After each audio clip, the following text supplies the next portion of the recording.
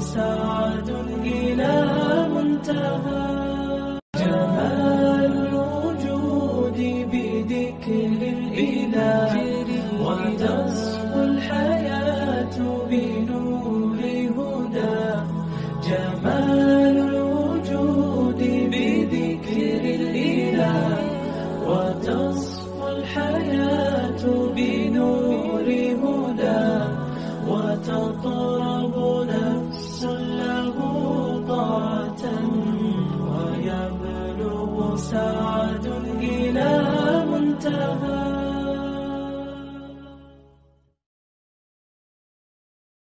مقدس جماعت پر خصوصاً سید المرسلین رحمت للعالمین جناب محمد رسول اللہ صلی اللہ علیہ وسلم کی ذات گرامی پر اللہم صلی علی محمد وعلی آل محمد کما صلیت علی ابراہیم وعلی آل ابراہیم انک حمید مجید اللہم بارک علی محمد وعلی آل محمد کما بارکت علی ابراہیم وعلی آل ابراہیم انک حمید مجید.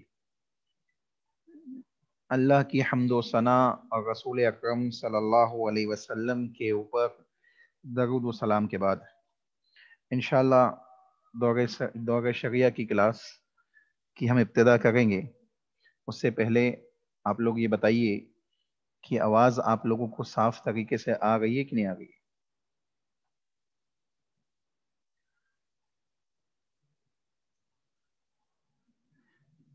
جی بتائیے. شیخ آ رہی ہے آواز ماشاءاللہ کافی اچھی آ رہی ہے. چلیے ماشاءاللہ. انشاءاللہ آج ہم کیا پڑھیں گے؟ آج ہم پڑھیں گے الطیارہ. الطیارہ یعنی بدشگنی لینا. کیا کسی چیز سے بدشگنی لینا اسلام میں جائز ہے؟ اس کے احکام و مسائل کیا ہے؟ اور عقیدے کے اوپر اس کے کیا نقصانات ہوتے ہیں کہ اگر انسان کسی چیز سے بدشگنی لے تو اس کے کیا نقصانات ہیں؟ یہ تمام چیزیں انشاءاللہ آج اس کلاس میں ہم پڑھیں گے.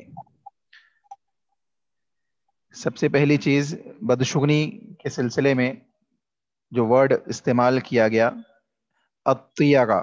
الطیارہ تا یا را تا گولتا، ٹھیک ہے. الطیارۃ بالسوانح والبوارح من الطیر والذبیان. کہتے ہیں الطیارہ کے سلسلے میں بیان کر رہے ہیں کیا معنی ہوگا طیارہ کا؟ بدشگنی لینا. کیا معنی ہوگا؟ بدشگنی لینا. کسی چیز سے یہ سمجھنا کہ اس کے ہونے کی وجہ سے مجھے نقصان ہو جائے گا، یا میں اس معاملے کے انجام دیے جانے کی وجہ سے، یا یہ معاملہ پیش آ گیا ہے جس کی وجہ سے میرا عمل میرا کام اچھا نہیں ہوگا. اس کو کہتے ہیں بدشگنی لینا. کسی بھی چیز سے لی جا سکتی ہے. اگر ہم اپنے معاشرے میں دیکھیں تو بہت سی چیزوں سے لوگ بدشگنی لیتے ہیں. مثال کے طور پہ کوئی اپنے گھر سے نکلنا چاہتا ہے اور کسی نے اسی وقت چھینک دیا، چھینک آ گئی کسی کو، تو لوگ اس کو اچھا نہیں سمجھتے. کہتے ہیں کہ یہ کیا نحوست والا تم نے کام کر دیا، میں اچھے کام کے لیے نکل رہا تھا تم نے چھینک دیا. یعنی وہ یہ سمجھتے ہیں کہ چھینکنے کی وجہ سے اب میرا کام بگڑ جائے گا. تو اسی کو کیا کہا جائے گا؟ بدشگنی کہا جائے گا.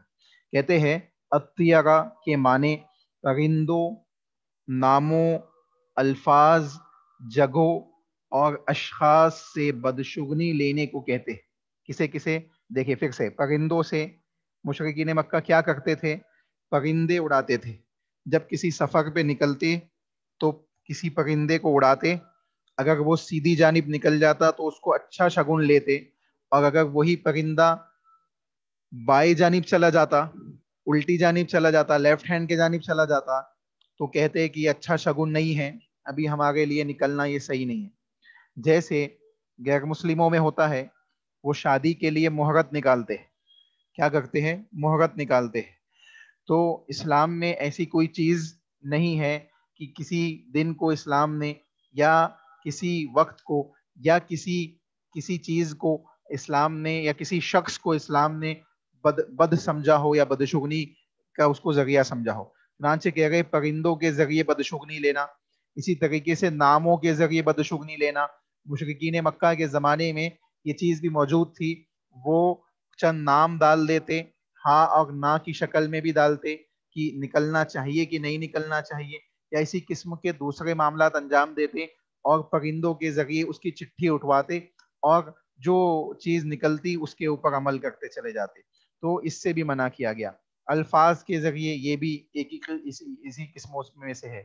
اسی طریقے سے کسی جگہ سے بدشگنی لینا کہ یہ جگہ بڑی منحوس ہے یا یہ جگہ اچھی نہیں ہے، اس جگہ سے کسی جگہ سے بدشگنی لینا اور انسان یہ سمجھے کہ میں اس جگہ آ گیا اس وجہ سے میرا کام بگڑ گیا. اس قسم کے عقائد انسان کے لیے نقصان دہ ہے اور اس کے لیے اس کے عقیدے کو اس کے اعمال کو ضائع کرنے والے ہیں. چنانچہ کہتے ہیں اسی طریقے سے کسی شخص سے انسان کہتا ہے نا کہ پتہ نہیں کس کی شکل دیکھ کے اٹھا تھا میں، کبھی اس کا دن اچھا نہ جائے، کوئی اس کے ساتھ کوئی ایسا معاملہ پیش آ جائے جو اس کو ناپسند ہو تو وہ کہنے لگتا ہے کہ نہ جانے میں کس کی شکل دیکھ کے اٹھا ہوں. تو اس کو چاہیے کہ وہ ایسے جملے نہ کہے. تو کسی شخص سے کسی بھی انسان سے بدشگنی لینا اس کی اجازت اسلام نے ہمیں نہیں دی ہے. تو کہتے ہیں اشخاص سے بدشگنی لینے کو کہتے ہیں، یعنی الطیرہ ان تمام چیزوں سے بدشگنی لینے کو کہتے ہیں، یا اس کے علاوہ بھی اگر کوئی چیز اس میں داخل ہے تو وہ بھی اسی طریقے سے اس میں شامل ہو جائے گی. کہتے ہیں الطیرہ سے یہ الطیر سے ماخوذ ہے اور اس کی اصل یہ ہے الطیرہ بالصوانح والبواغ من الطیر والذباح وغیرہما. کہتے ہیں پرندوں اور ہرنوں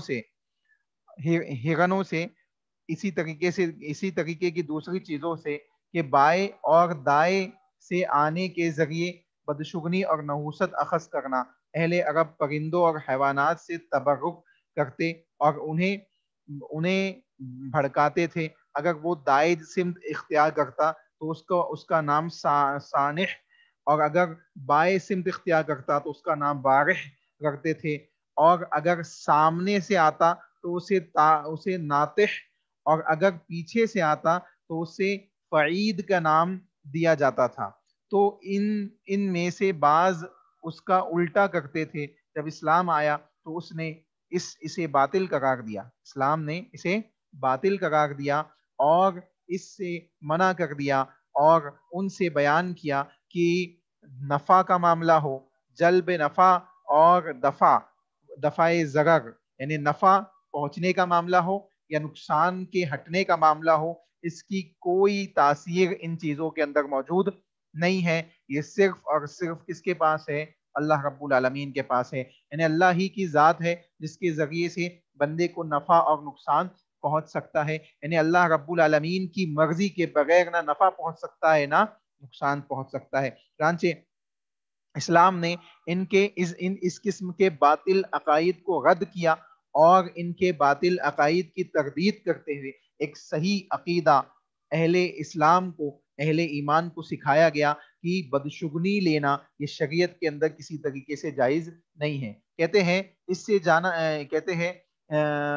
سے جانا جا سکتا ہے کہ طیرہ کی جامع تعریف یہ ہے کہ پرندوں، حیوانات، رنگوں، اشخاص، مہینوں اور دنوں وغیرہ سے ایسی بدشگنی اختیار کرنا جو مطلوب سے پھیر دے اور ایسے طریق پر کے مطلوب سے پھیر دے یا اس کی طرف لے جائے. دیکھیں اس کا مطلب یہ ہے کہ مثال کے طور پہ آپ کسی کام کو انجام دینا چاہتے ہیں اور کوئی ایسا معاملہ پیش آ گیا جس کو آپ اچھا نہیں سمجھتے، بدشگنی سمجھتے ہیں. اب اس بدشگنی کی وجہ سے آپ نے کیا کیا؟ جو مطلوب تھا آپ کا، جو کام تھا آپ کا، اس کو چھوڑ دیا. اس کی مثال میں آپ کو دیتا ہوں. مثال کے طور پہ کسی نے اپنا نکاح طے کیا لیکن دیکھا کہ سفر کا مہینہ آ رہا ہے. وہ چاہ رہا تھا کہ اگلے ہی مہینے نکاح ہو جائے، لیکن سفر کا مہینہ آ گیا اور سفر کے مہینے کو لوگ بدشگن سمجھتے، اس کو اچھا نہیں سمجھتے. ٹھیک ہے، اسی طریقے سے محرم کے مہینے کو بھی بعض لوگ اچھا نہیں سمجھتے. تو سفر کے مہینے کے آنے کی وجہ سے اس نے کیا کیا؟ اپنے اس کام سے وہ رک گیا، یعنی جو شادی اگلے مہینے کرنا چاہتا تھا وہ شادی 1 مہینہ اور بڑھا دی آگے یا 2 مہینہ آگے بڑھا دی، تو یہ جو مطلوب سے وہ رک گیا، مطلوب سے اس کو اس بدشگنی نے روک دیا. یہی اصل عقیدے کی خرابی ہے کہ کوئی مہینہ، کوئی دن، کوئی شخص، کوئی پرندہ یا کوئی ایسی دوسری چیز آپ کو نفع اور نقصان نہیں پہنچا سکتی جب تک اللہ رب العالمین نہ چاہے. چنانچہ بات سمجھ میں آئی کہ بدشگنی کسے کہتے ہیں؟ جی بتائیے، بات سمجھ میں آئی آپ کو؟ کسے کہتے ہیں بدشگنی؟ جی شیخ. جی کوئی سمجھائیے مجھے، بدشگنی کسے کہیں گے؟ کسے کہیں گے بدشگنی؟ کوئی بتائیے. آپ جو سمجھے اپنی الفاظ میں بھی آپ سمجھا سکتے، کوئی ضروری نہیں کہ آپ پڑھ کے بتائیں، ٹھیک ہے؟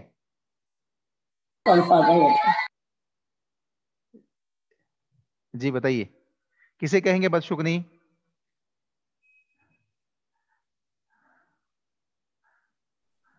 کسی چیز یا کام کی وجہ سے اپنے کام سے رک جانا.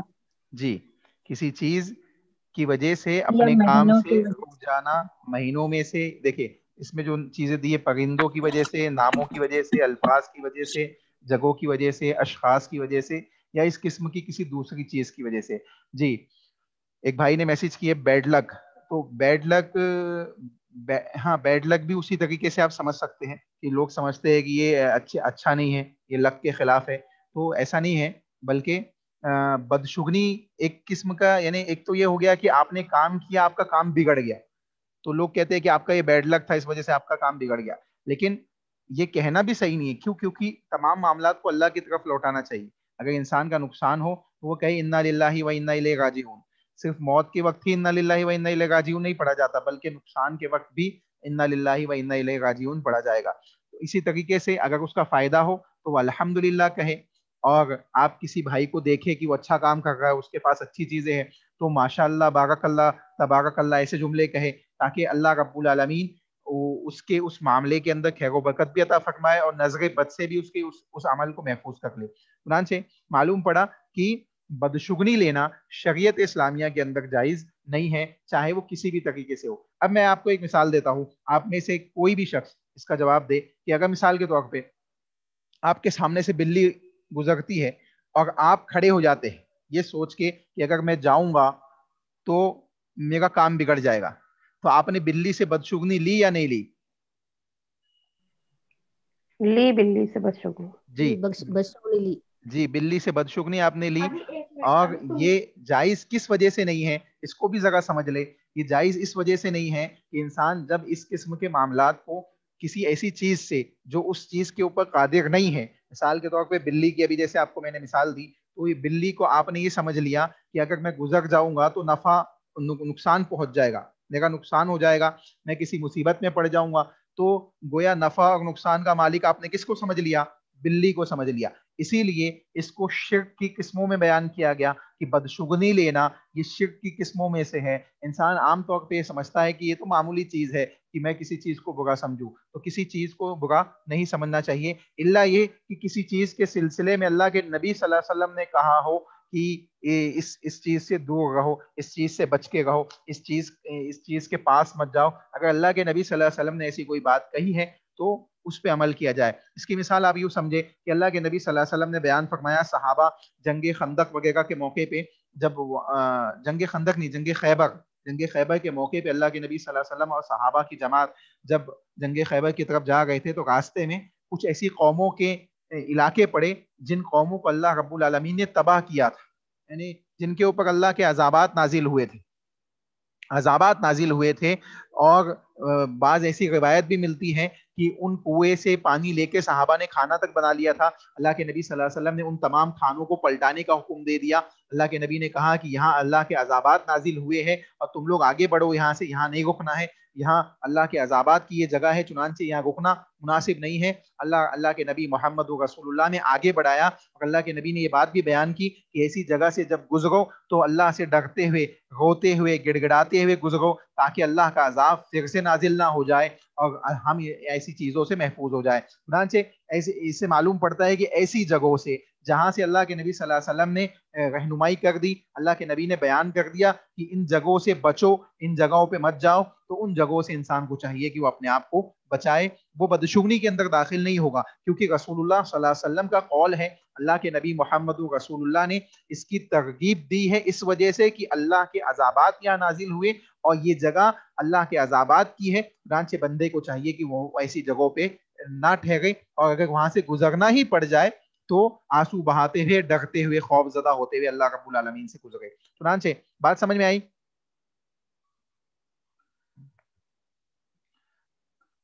جی سمجھ میں آئی بات؟ جی شیخ. جی دیکھیے, جی ہاں. جی ماشاءاللہ. دیکھیے کہتے ہیں اس کا حکم کیا ہے, شریعت میں اس کا کیا حکم ہے؟ شریعت میں اس کا حکم ہے کہ یہ حرام ہے, اس کی اجازت نہیں ہے, اس کو اللہ کے نبی محمد رسول اللہ صلی اللہ علیہ وسلم نے حرام قرار دیا ہے.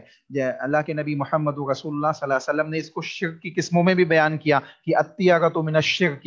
اللہ کے نبی کی حدیث ہے کہ اللہ کے نبی نے بیان فرمایا کہ طیرہ یہ شرک ہے, یہ شرک ہے. چنانچہ شرک حرام کی قسم ہے, اور اسی لیے یہ بھی کیا ہے, حرام ہے. حرام کسے کہیں گے؟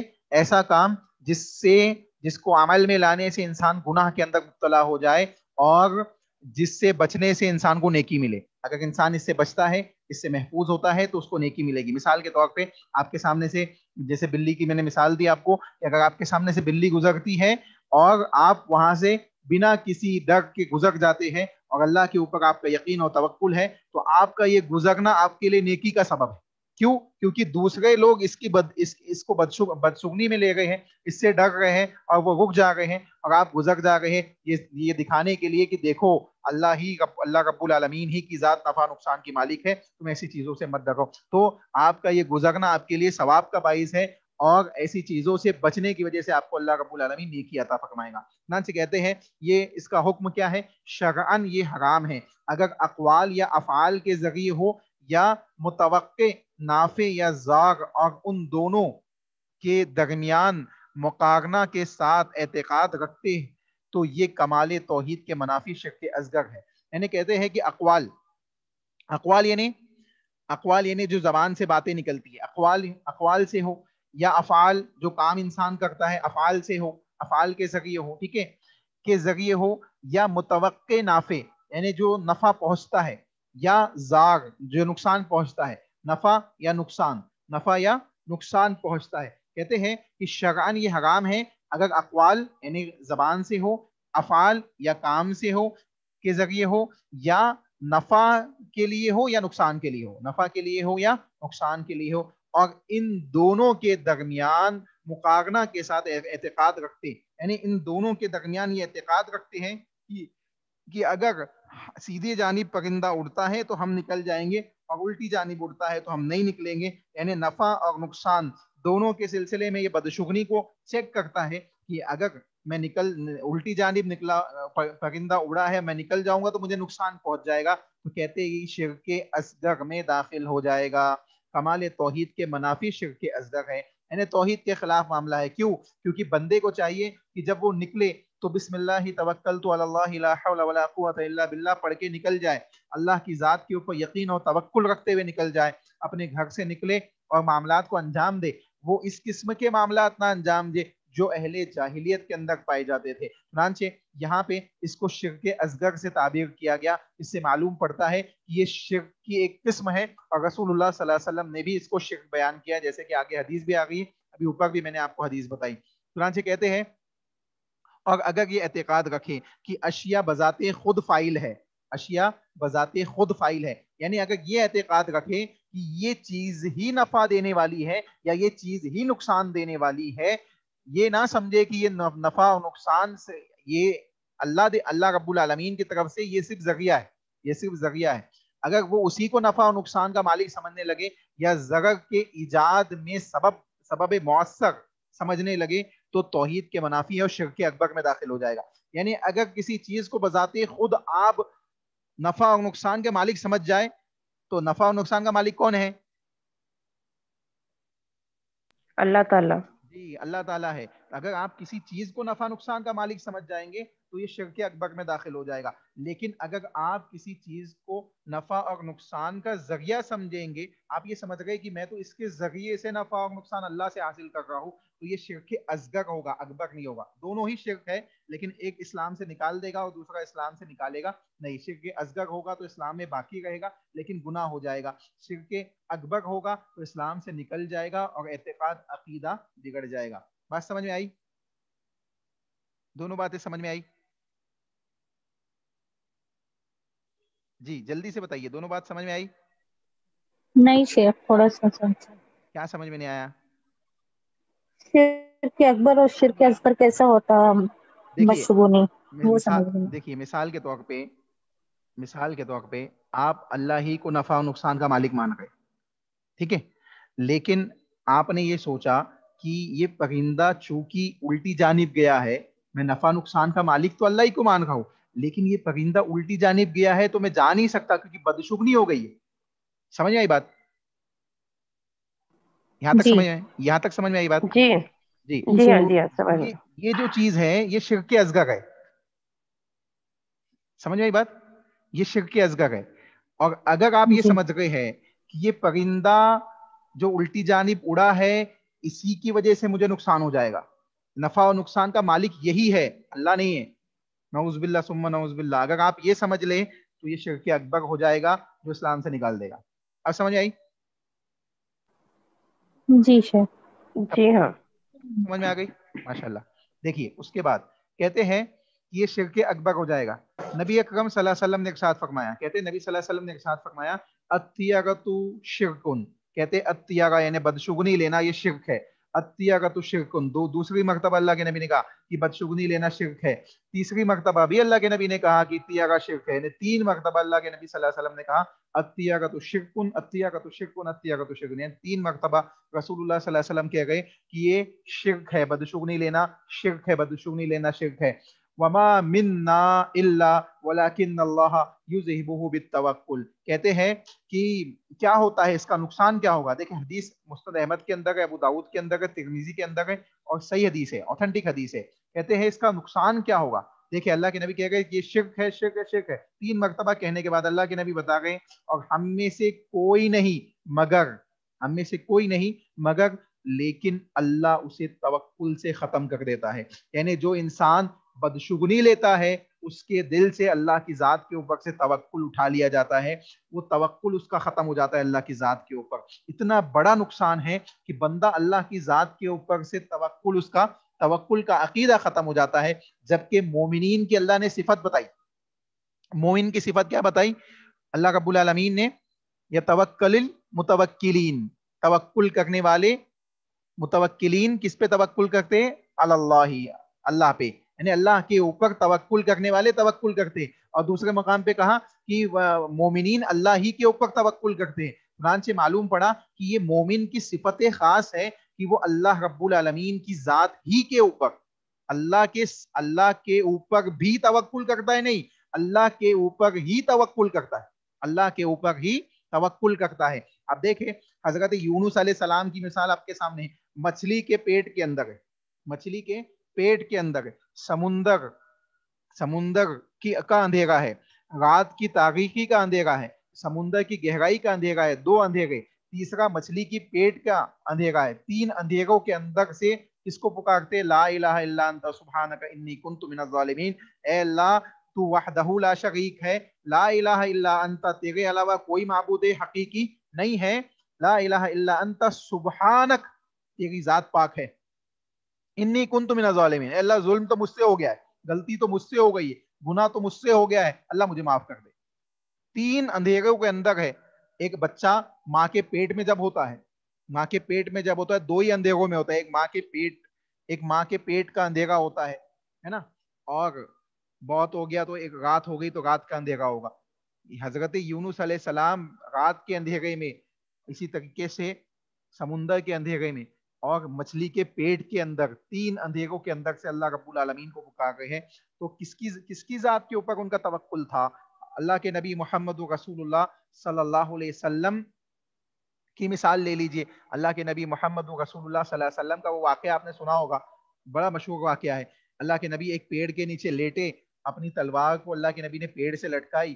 ایک یہودی آیا, اس نے اللہ کے نبی صلی اللہ علیہ وسلم کی تلوار اٹھا لیا اور کہا اے محمد اب بتائیے آپ کو کون بچائے گا مجھ سے, آپ کو کون مجھ سے بچائے گا؟ اللہ کے نبی نے کہا اللہ رب العالمین بچائے گا. وہ کانپنے لگا, اس کی تلوار اس سے چھوٹ گئی. اللہ کے نبی نے اٹھایا اور کہا اے یہودی اب بتا تجھے کون بچائے گا, تجھے کون بچائے گا؟ چنانچہ معلوم پڑا کہ رسول اللہ صلی اللہ علیہ وسلم کا توکل, اسی طریقے سے صحابہ کے توکل کی کئی مثالیں ہمیں ملتی ہے احادیث کے اندر کہ کس انداز سے وہ اللہ کی ذات کے اوپر یقین اور توکل کرتے تھے. جنگ بدر خود آپ کے سامنے موجود ہے, توکل کی بہترین مثال ہے کہ 313 صحابہ 1000 کے مقابلے میں کھڑے ہو گئے. کس کی ذات کے اوپر یقین اور توکل تھا ان کا؟ بتائیے کس کی ذات کے اوپر یقین تھا, توکل تھا؟ اللہ پاک کی, اللہ تعالیٰ کی ذات پہ. جی, اللہ رب العالمین کی ذات کے اوپر ان کا یقین و توکل تھا. چنانچہ معلوم پڑا کہ یہ مومن کی ایک اہم صفت ہے کہ وہ اللہ ہی کے اوپر توکل کرتا ہے. اب یہ صفت کب ختم ہوتی ہے؟ جب بدشگنی لیتا ہے تو یہ صفت ختم ہو جاتی ہے. تو اسی لیے بدشگنی کا یہ بہت بڑا نقصان ہے کہ وہ توکل کو انسان اللہ کی ذات کے اوپر سے جو یقین اور توکل ہوتا ہے اس کو ختم کر دیتا ہے. ٹھیک ہے, اب دیکھیں کہتے ہیں اور تیاگا اقوال و افعال دونوں میں ہوتا ہے. اقوال سمجھ گئے, اقوال زبان سے نکلنے والے جو الفاظ ہوتے ہیں اس کو اقوال کہتے ہیں. افعال جسمانی اعضاء سے کیے جانے والے کاموں کو افعال کہتے ہیں. اقوال و افعال دونوں میں ہوتا ہے, یعنی بدشگنی دونوں میں لی جاتی ہے, دونوں میں بدشگنی انسان لیتا ہے. کیوں؟ مثال دوں آپ کو, کوا آ کے چھت پہ بولتا ہے, انسان کیا بولتا ہے؟ او مہمان آنے والا ہے. آپ کے ہاں رزق اگر لکھا ہوگا اللہ نے کسی کا تو وہ آ کے رہے گا, کوئی کوا آ کے بولنے کی ضرورت نہیں ہے. پانی گر جائے تو مہمان آئے گا, چھینکا گلاس ٹوٹ جائے تو اچھا نہیں ہے. یہ پرانے زمانے, ناخن نہیں کاٹنا چاہیے رات میں, خیر و برکت ختم ہو جائے گی. یہ سب چیزیں ہے اب ہمارے یہاں؟ بتائیے. جی سنے آپ نے یہ سب چیزیں جو میں نے ابھی بیان کی آپ کے سامنے؟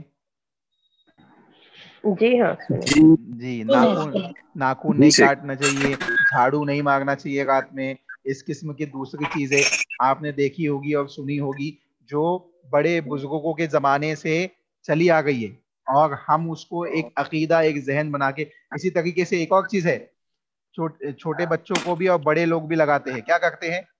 کالا ٹیکا لگا لیتے, نظر بد نہ لگے, ہے نا, نظر بد نہ لگے.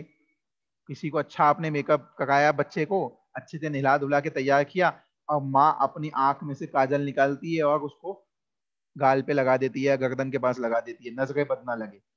یہ کیا ہے؟ یہ عقیدے کے خلاف ہے, توکل کے خلاف ہے.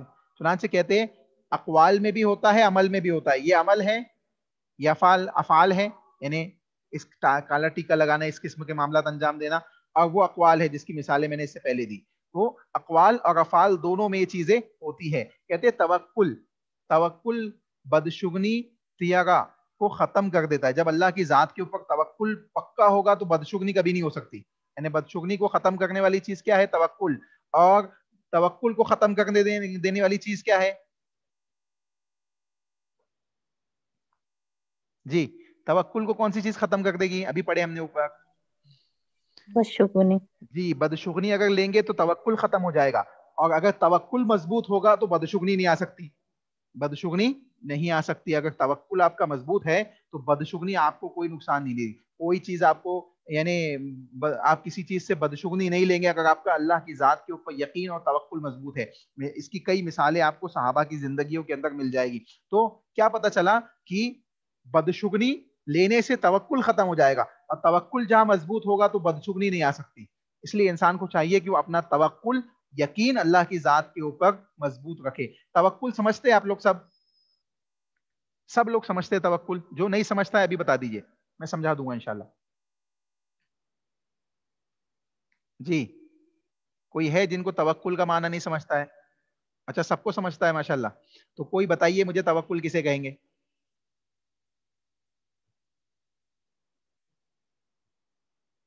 کوئی بتائیے توکل کسے کہیں گے؟ اللہ کی ذات پہ بھروسہ کرنا. جی, اللہ کی ذات پہ بھروسہ کرنا. اور کوئی؟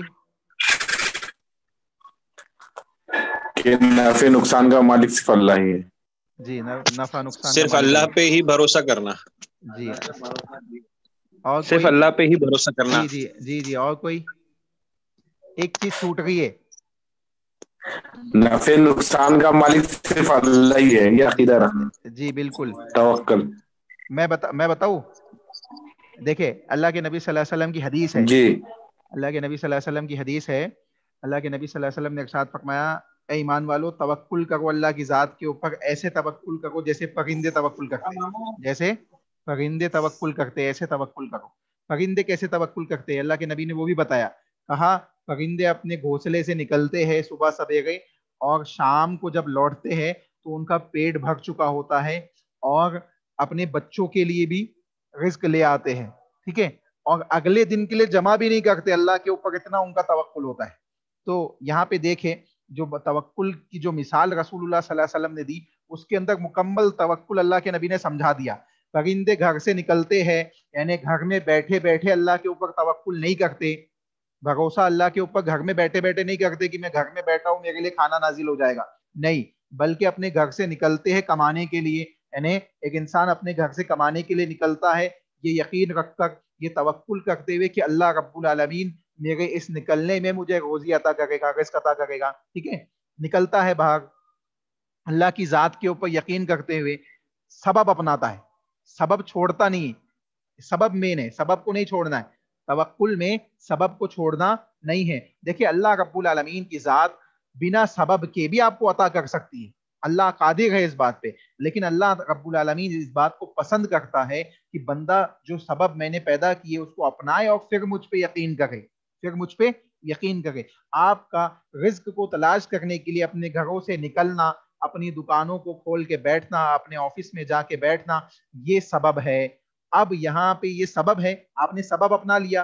اب سبب اپنانے کے بعد آپ یہ یقین رکھیں کہ میں نے سبب اپنا لیا ہے، اب روزی دینے والی ذات اللہ کی ہے، رزق دینے والی ذات اللہ کی ہے. جیسے پرندے اپنے گھونسلے سے نکلے، سبب اپنایا، رزق کو تلاش کرنے کے لیے نکلے، اللہ نے ان کو روزی دی، وہ خود بھی پیٹ بھر کے کھا لیا، انہوں نے پیٹ فل ہو گیا، اپنے بچوں کے لیے بھی لے کے آ گئے، اپنے بچوں کے لیے بھی لے کے آ گئے. اور توکل ان کا اتنا اعلیٰ ہے کہ اگلے دن کے لیے جمع بھی نہیں کیا، اگلے دن کے لیے جمع بھی نہیں کیا، بلکہ یہ کہا کہ جیسے اللہ نے آج دیا ہے وہ کل بھی دے گا. لیکن یہاں پہ جمع کرنے کا مطلب یہ نہیں کہ ہم جمع نہیں کر سکتے. اگر آپ جمع کرتے ہیں تو اس کا مطلب یہ نہ سمجھے کہ شیخ ہم کو جمع کرنے سے منع کر رہے. مطلب یہ ہے کہ وہ ان اعلیٰ توکل کی مثال ہے. جیسے اللہ کے نبی صلی اللہ علیہ وسلم کا معاملہ تھا، صحابہ کا معاملہ تھا. اللہ کے نبی محمد رسول اللہ صلی اللہ علیہ وسلم کے پاس تھوڑی چیز بھی ہوتی تو وہ صدقہ خیرات کر دیتے. اللہ کے نبی محمد رسول اللہ صلی اللہ علیہ وسلم کے صحابہ کا بھی یہی معاملہ تھا. حضرت ابوبکر صدیق پورا مال لے کے آ گئے، اللہ کے نبی نے کہا تو پورا مال اللہ کے نبی کی خدمت میں پیش کر دیا. حضرت عمر بن خطاب نے آدھا گھر والوں کے لیے چھوڑ دیا، آدھا لے کے آ گئے. تو اس سے معلوم پڑتا ہے کہ جمع بھی کیا جا سکتا ہے اور اس کو اللہ کے راستے میں خرچ بھی کیا جا سکتا ہے. دونوں قسم کے معاملات ہیں. تو کوئی حرج کی بات نہیں ہے، جمع کرنے سے منع نہیں کیا گیا. لیکن توکل یقین اللہ کی ذات پہ، سبب اپناتے ہوئے اللہ کی ذات پہ یقین ہو، توکل ہو، بھروسہ ہو. ٹھیک ہے، اب سمجھ میں آیا توکل؟ جی اچھا ایک سوال میں پوچھتا ہوں یہاں پہ آپ سے، ایک سوال میں پوچھتا ہوں آپ سے، کوئی ایسی مثال ہے آپ کے پاس کہ بنا سبب کے اللہ نے رزق دیا ہو کسی کو؟ پچھلی قوموں میں آدم علیہ السلام سے لے کے اللہ کے نبی تک کوئی ایسی مثال آپ کے پاس ہو، بتائیے.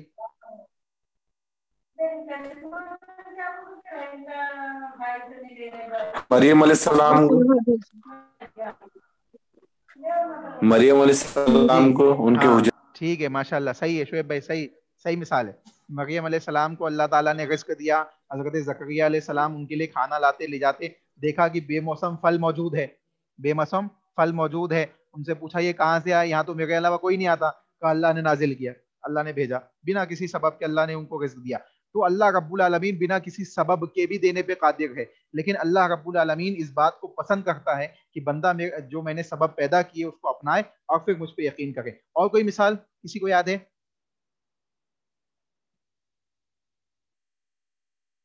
جی حضرت یونس علیہ السلام کی مثال ابھی میں نے، جی بالکل یونس علیہ السلام کی मन्ना व सलमा नहीं, मन्ना व सलमा तो मन्ना व सलमा जो नाजिल होता था वो कोई कौम के ऊपर नाजिल होता था, ठीक है, वो भी सही है, कोई मसला नहीं।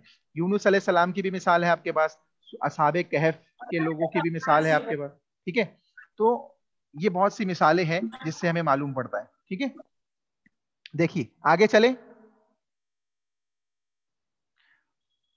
जी, देखिए 3 मिनट बाकी है क्लास खत्म होने में, ठीक है। अगर बंद हो जाए तो इंशाल्लाह फिर से स्टार्ट करेंगे और 7:30 तक आपको पढ़ाएंगे इंशाल्लाह।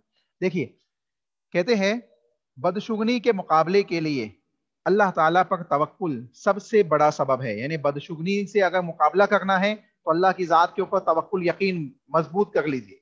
कोई बदशुगनी आपको नुकसान नहीं पहुंचा सकती। जब अल्लाह की जात पे यकीन मजबूत होगा तो कोई चीज की बदशुगनी से इंसान डरेगा नहीं। ये बदशुगनी सबसे पहले डर पैदा करती है, इसी वजह से लोग बदशुगनी का शिकार होते हैं। चुनांचे कह रहे हैं कि इससे मुकाबले के लिए सबसे बड़ी चीज क्या है? तवक्कुल। सबसे बड़ा सबब तवक्कुल है। अब्दुल्ला बिन मसूद रजी अल्लाह तआला अन्हु ने अत्तियगा के खात्मे के लिए तवक्कुल के असर के बयान में फरमाया, अत्तियगतु शिरकुम वमा मिन्ना इल्ला वलाकिन अल्लाह युज़हिबुहु बित्तवक्कुल। कहते हैं तियागा शिर्क है और हम में से कोई नहीं है मगर लेकिन अल्लाह उसे तवक्कुल से खत्म कर देता है। यानी तवक्कुल के जरिए बदशुगनी को खत्म कर दिया जाता है, और अगर बदशुगनी बढ़ जाए तो तवक्कुल खत्म हो जाता है। दोनों चीजें इसमें दाखिल है, ठीक है, दोनों चीजें इसमें दाखिल है। यानी अगर बदशुगनी किसी के पास है और बदशुगनी को वो चाह रहा है, उसको मालूम पड़ा, आज मालूम पड़ा कि बदशुगनी लेना इस्लाम में जायज नहीं है, वो चाहता है कि ये बदअकीदगी उसके पास से खत्म हो जाए, तो वो अल्लाह की जात के ऊपर अपना तवक्कुल मजबूत कर ले कि मुझे कोई चीज नुकसान और नफा दे ही नहीं सकती जब तक अल्लाह ना चाहे।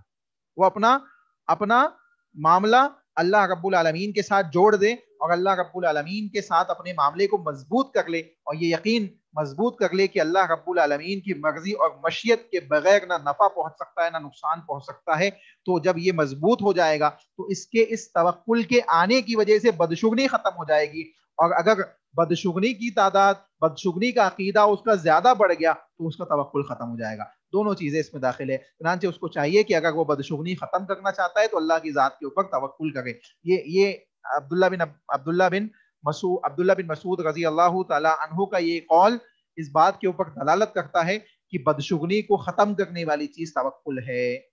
ठीक है, समझ में आई बात? जी जी जी हाँ जी माशाल्लाह। देखिए कहते हैं उसके इसके माने ये है कि हम में से हर शख्स के नफ्स में तियागा का कुछ असर होता है, यानी बदशुगनी का एक असर होता है। बदशुगनी अगर इंसान किसी चीज से ले ले तो उसका असर होता है, लेकिन अल्लाह ताला उसे अल्लाह पर एतमाद और मामले को उसे सौंप देने और तियागा पर अमल ना करने से जाइल कर देता है। यानी बंदा जब अल्लाह पे यकीन कामिल रखता है और उस तियागा पे अमल नहीं करता है, मिसाल के तौर पे बिल्ली गुजरी, आप रुके नहीं, आप निकल गए, और अल्लाह की जात के ऊपर यकीन आपने किया, तो इंशाअल्लाह अल्लाह रब्बुल आलमीन आपके साथ मामले को खैर रखेगा और आपके उस अमल को, यानी आपके तवक्कुल को मजीद मजबूत करेगा। चुनांचे मालूम पड़ा कि ये एक मिसाल दी गई कि उसे सौंप देता है और तियागा पर अमल ना करने से उसे जाइल कर देता है। जब मामला बदशुगनी वाला होगा और उसी के साथ जिंदगी गुजारेगा तो उसको अल्लाह बदशुगनी की तरफ ही सौंप देगा, लेकिन अगर मामला अल्लाह की इताअत वाला होगा और अल्लाह के ऊपर तवक्कुल वाला होगा तो इंशाअल्लाह